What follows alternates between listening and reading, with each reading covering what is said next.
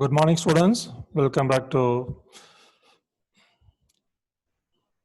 algorithm class again. Today we are going to discuss more about algorithms, analyzing and algorithms. Before discussing more about algorithms, I want to recap what we discussed in the last class yesterday. Okay. Yesterday I told you that this algorithm is a very vital paper for you when you go for job in IT industries, wherever you go, whenever you are writing a program, the program that you have written will be analyzed based on its space and time usage. So they will analyze your program based on these two criteria, and that's why you should know how to reduce the space, how to make the program more faster. Okay, these things are vital for the success of any program. And this algorithm paper will prepare you for such excellence in your professional career. Okay, yesterday what we have discussed, let us recap rapidly. Yesterday I told you the definition of an algorithm. What I told you yesterday, an algorithm is a finite set of instructions that, if followed, accomplishes a particular task. Okay, an algorithm has a finite set of statements. Okay, it will always terminate, and it has some five criteria like input, output, definiteness, finiteness, and effectiveness. These are the criteria an algorithm should possess. And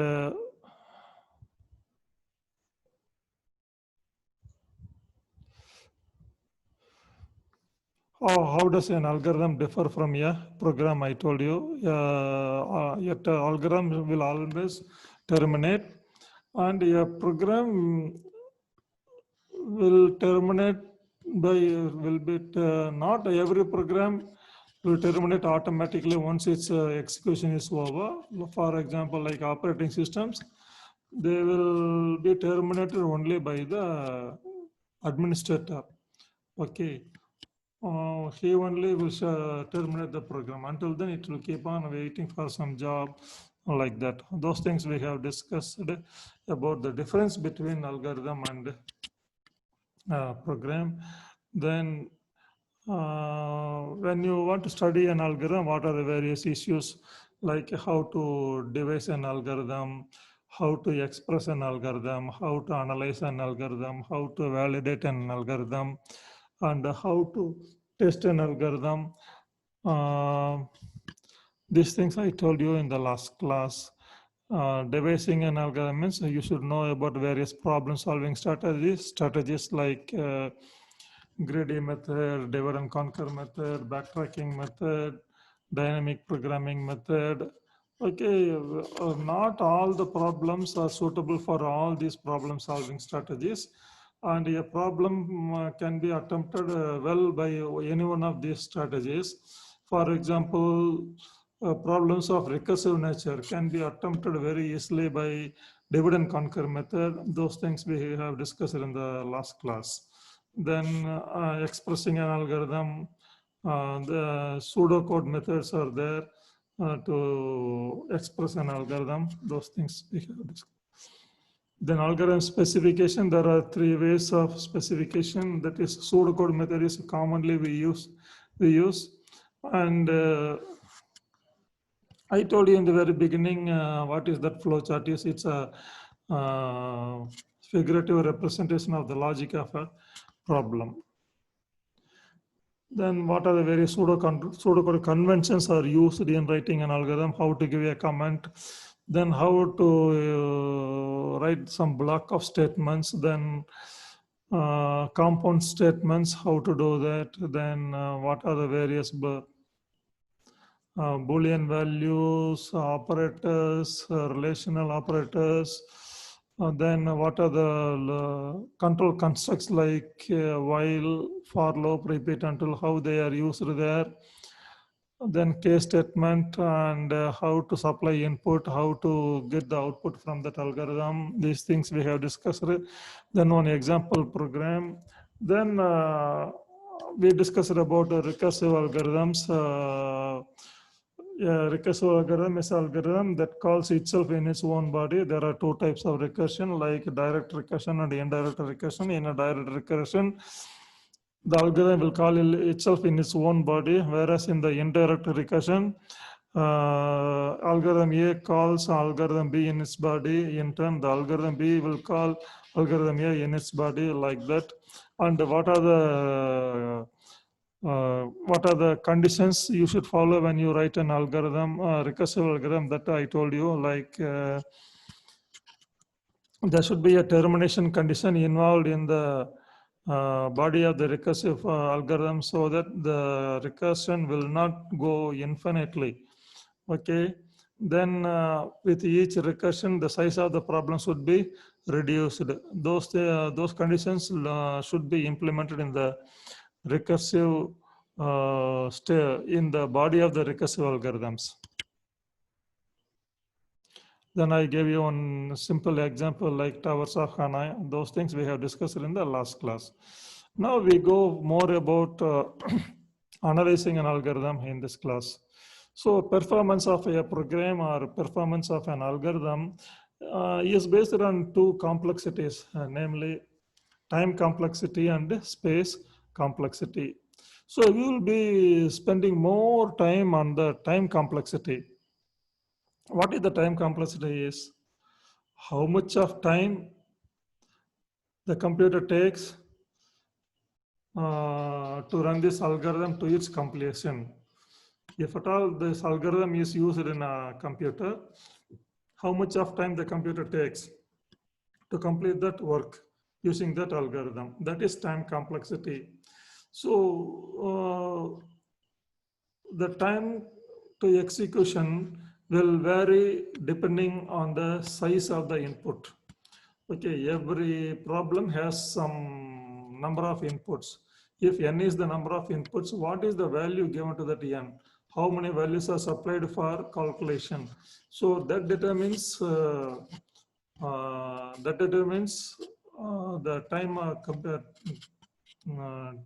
time to compute the answer.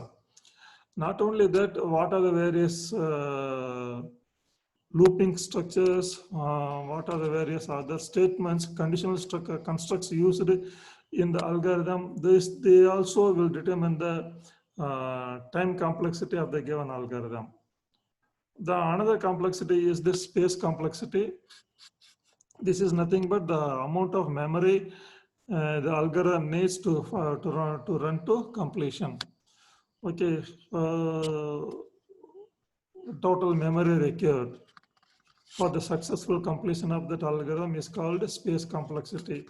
The space complexity is usually the total space occupied by the total number of variables. So every variable will have its own data type, and every data type has its own required amount of memory. Okay, using those things to some extent, we can compute the required space of a algorithm.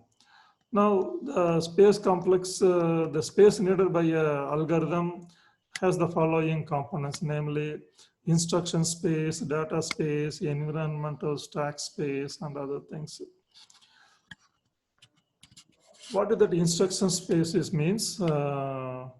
The instruction space is the space needed to store the compiled version of that program. Okay, once the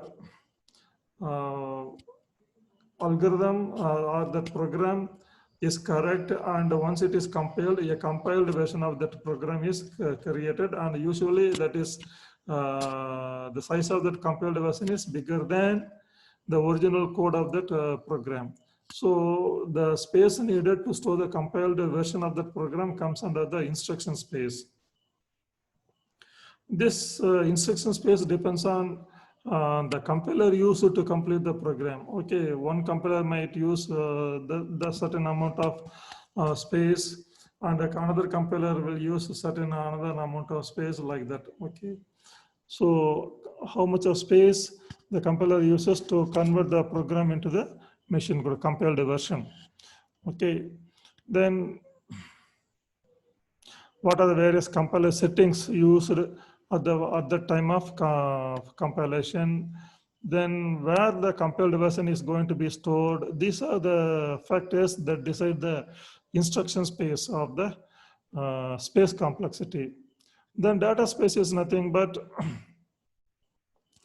the amount of space needed to store all the constants and the variables used in that algorithm. Okay. Sometimes we may use dynamically allocated objects, for example, in a recursive function to calculate the factorial of a number.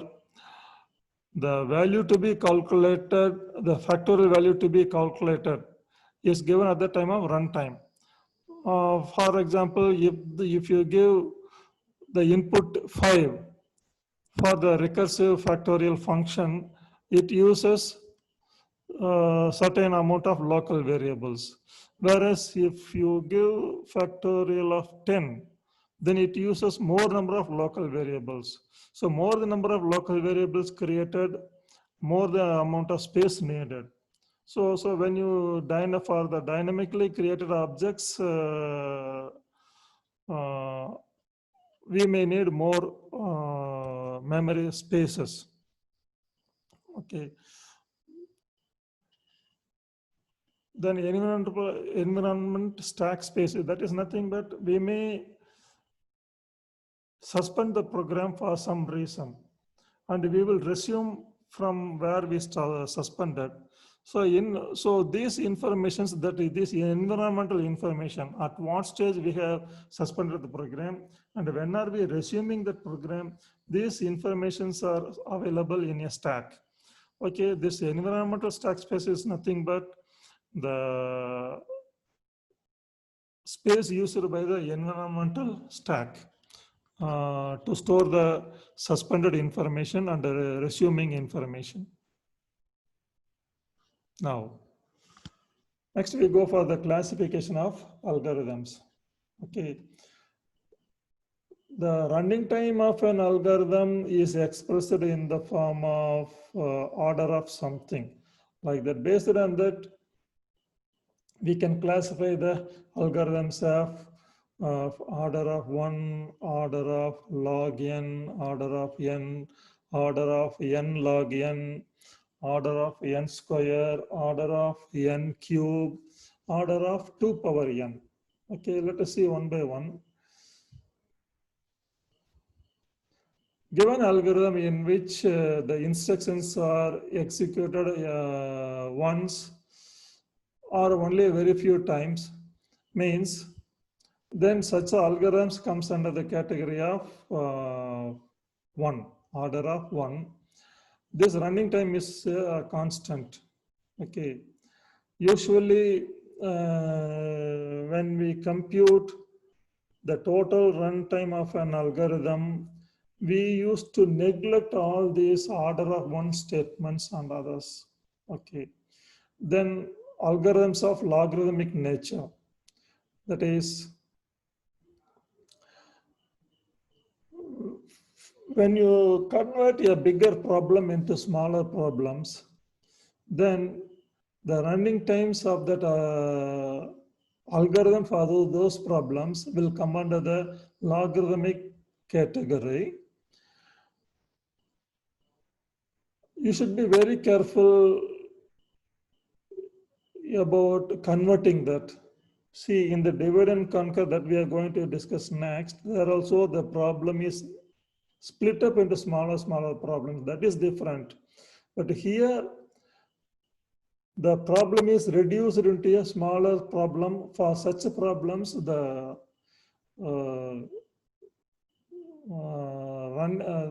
running time will come under the category of order of log n. And you should be very careful when the input n is becoming larger, the log n value also gets doubled. So when the input n is very huge, the log n value gets doubled. And the next one is our linear algorithms. Given n number of inputs, if all the inputs are processed,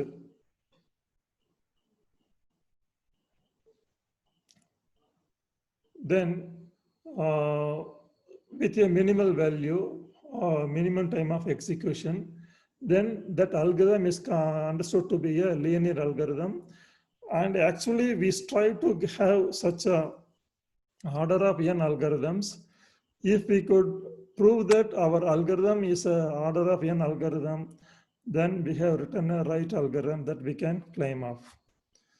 So in the linear algorithms, all the inputs are considered and all are used for a particular amount of small amount of time. Then comes divide and conquer kind of algorithms. This is a very beautiful strategy to find the solution. Divide and conquer itself, the name itself should tell you something. Given a problem, it may not be possible to find the solution for that problem straight away. So the problem is divided into two pieces. For example, given a problem P, it is divided into two pieces, P1 and P2. The solution for the subproblem P1 is found out. The solution for the subproblem P2 is found out. They are merged to get the solution for the given original problem P.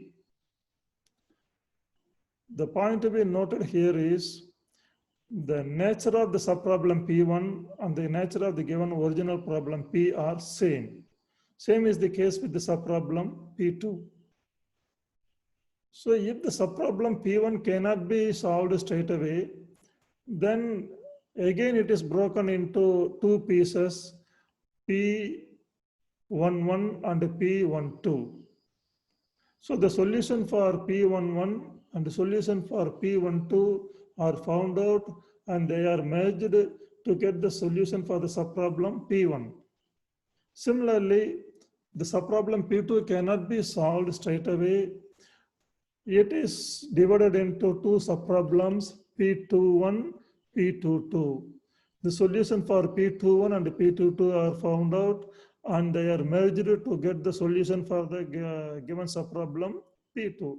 Like this, the approach will go. This kind of problems are called as divide and conquer problem.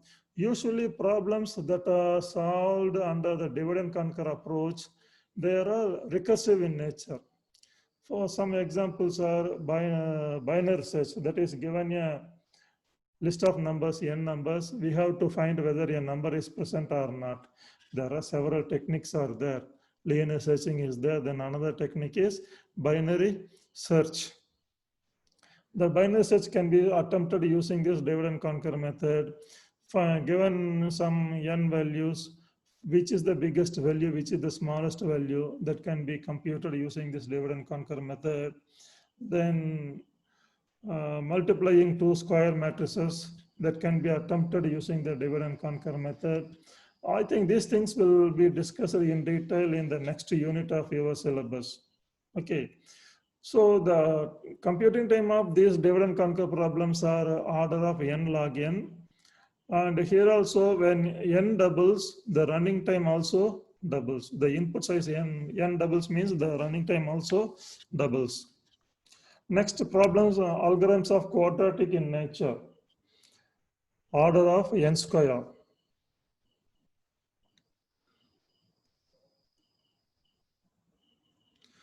That is when nested for loops are used, that is a for loop contains another for loop. Then we will have the running time of order of n squared for such problems. Okay, so that is why they are the algorithms for those problems comes under the quadratic kind. So These problems, that is for problems of smaller in size, this order of n square approach can be used. Here also, when n doubles, the running time also increases 4 times. Running time increases 4 times.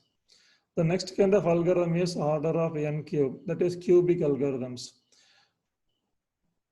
When the algorithm involves 3 nested loops, or one for loop having another for loop, which is having another for loop, then the running time will come under the category of order of n cube, and it can be used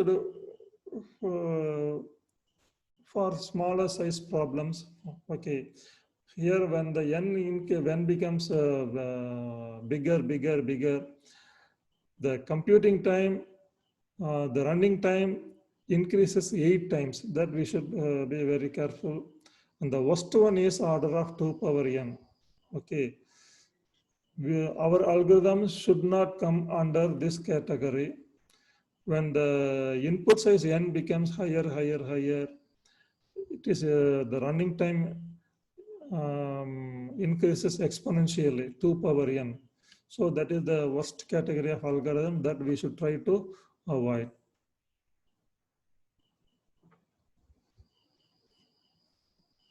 The complexity of a given algorithm is always expressed in the form of a function.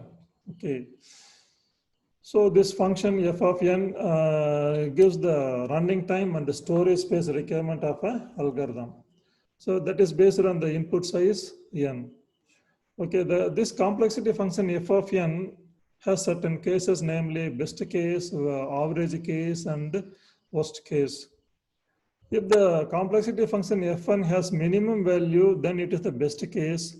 If the complexity function fn has expected value, then it is called average case.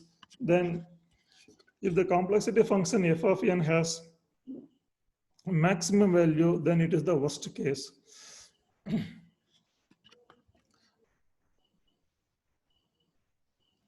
Well, when you try to compute the running time of an algorithm, we should follow these rules. Okay.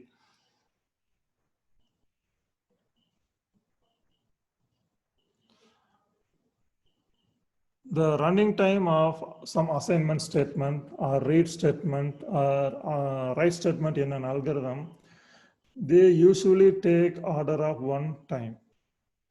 Okay.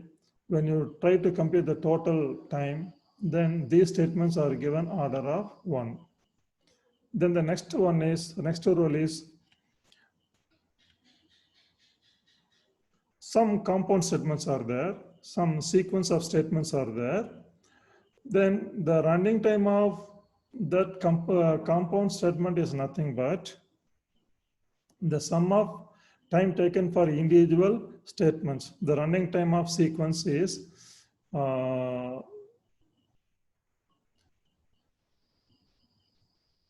given among the statements that are compounded, which statement has the largest time for execution, and that is the running time of a sequence of statements. That is the rule that is followed. Then the third category is if statement and if then else statement. There is a time needed for conditional checking if, and if statement, they might have several statements in its body. Okay, then what is the computing time? Usually the time to evaluate that if condition is order of 1, then the time for the statements in its body. So totally, if you want it accurately, if you want to calculate it accurately, then it is this order of 1 time for the conditional checking, then the time needed for the compound statements, that body of the statements in the if loop. Otherwise, if it is a if then else, there is a conditional checking.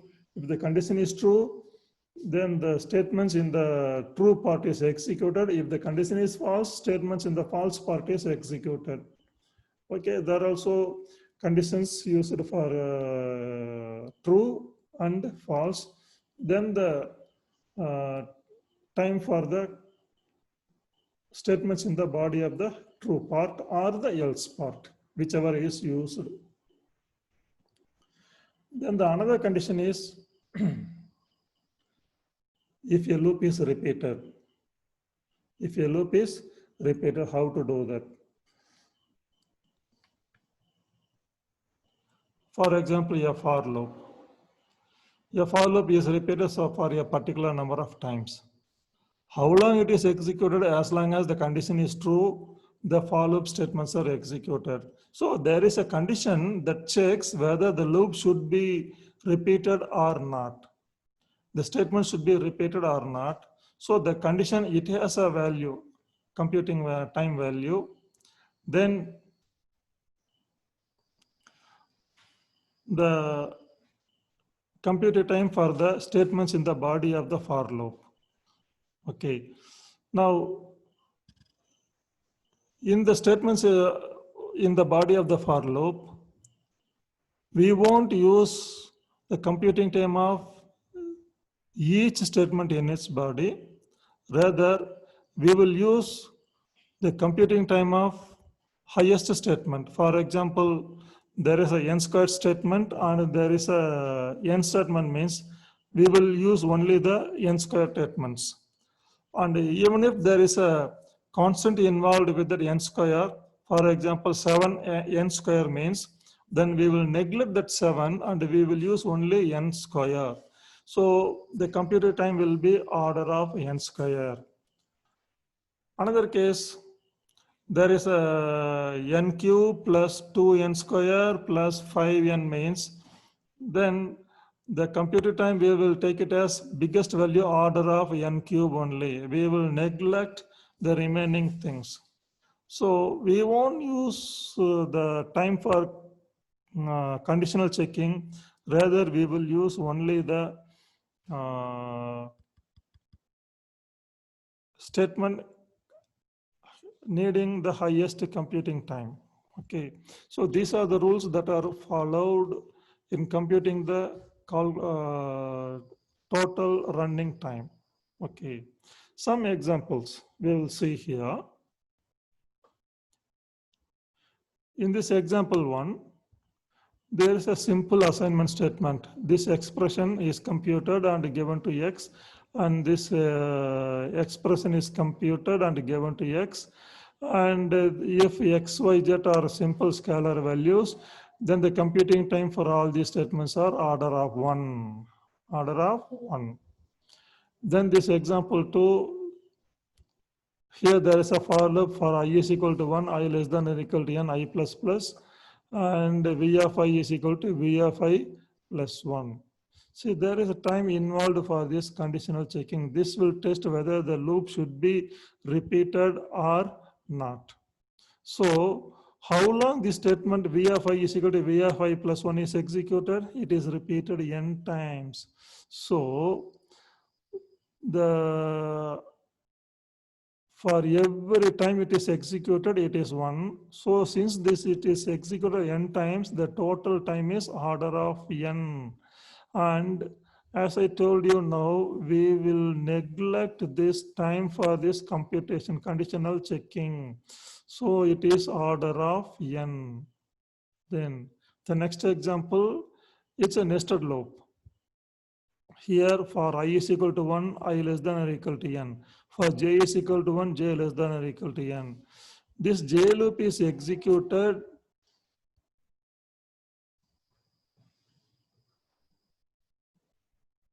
for every iteration of the I loop.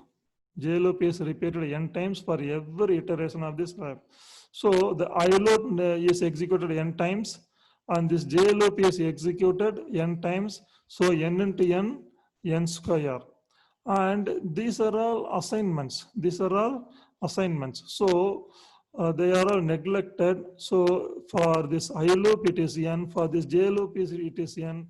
So n into n square times. So this order of computation is order of n square.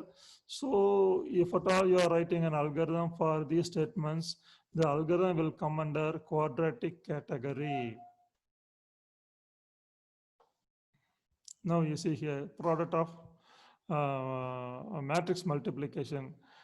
It's a famous logic. It is a I loop, it is a j loop, it is a k loop. It is executed n times, it is executed n times. So n into n square.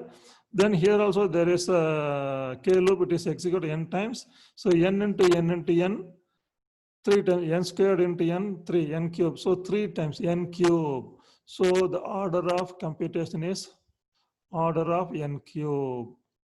Then this is bubble sort, analysis of bubble sort. You see here, this I loop for I is equal to n minus 1, I greater than or equal to 1, I minus minus. For j is equal to 1, j less than or equal to I, j plus plus. Okay. Look at this j loop. This j loop is executed I times. So when I is equal to n minus 1, j is repeated, j loop is executed n minus 1 times. Then I is decremented. So I becomes n minus 1 minus 1. So n minus 2. So again, j loop is executed n minus 2 times. Like this, this I loop is executed n minus 1 times. And for every value of I, the j loop is repeated I times. Okay, so this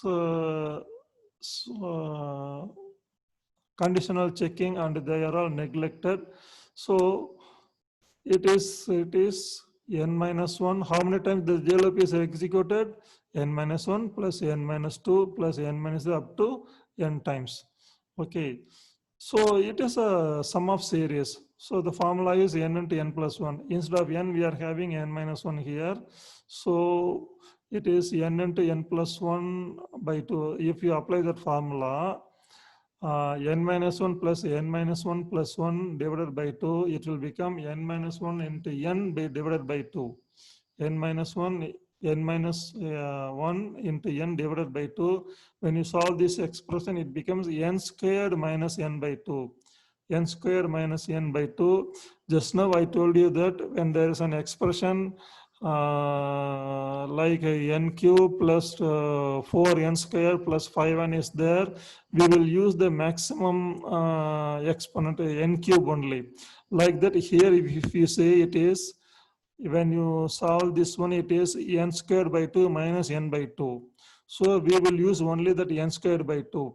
Even that n squared by 2 can be written as n squared into 1 by 2.